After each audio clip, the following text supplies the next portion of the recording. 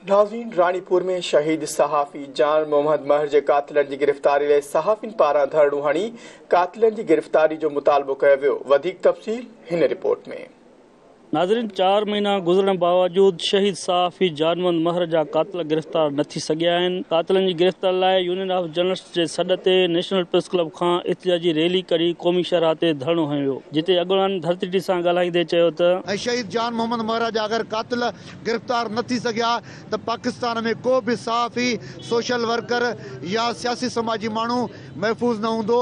इन लाइ हुकूमत के होश वठण घुर्जे ऐं जान मोहम्मद महर कातिल इन्हनि खे हर सूरत में जेको आहिनि उहे गिरफ़्तार करणा आहिनि। पंहिंजे शहीद सहाफ़ीअ जो खून रायगान न ॾींदासीं ऐं अॼु उनजे हिसाब सां अॼु असां सोबेदरो जे तरफ़ां ही जेको आहे नेशनल हाईवे ते अॼु असां रोड बंदि करे ऐं पंहिंजे शहीद जे कातिलनि जी गिरफ़्तारीअ जो एहतिजाज करे रहिया आहियूं। असांजी हिकिड़ी घुर आहे त हर हाल में असांजो जेको शहीद जान मोहम्मद महर आहे उनजा जो कातिल आहिनि हर हाल में शेरू महर ऐं उनजा जेके साथी जल्द गिरफ़्तार कया वञनि। ॿी असांजी का घुर न आहे। हाणे इन क़तल जे जेके सिलसिला आहिनि इनखे रोकियो वञे। सहाफ़ी हक़ सच चवनि था, उन्हनि जी ज़बानबंदी कई थी वञे। अॻवाननि निगरान हुकूमत खां मुतालबो कंदे घुर कई त शहीद सहाफ़ी जान मोहम्मद महर जा कातिल जल्द गिरफ़्तार कया वञनि।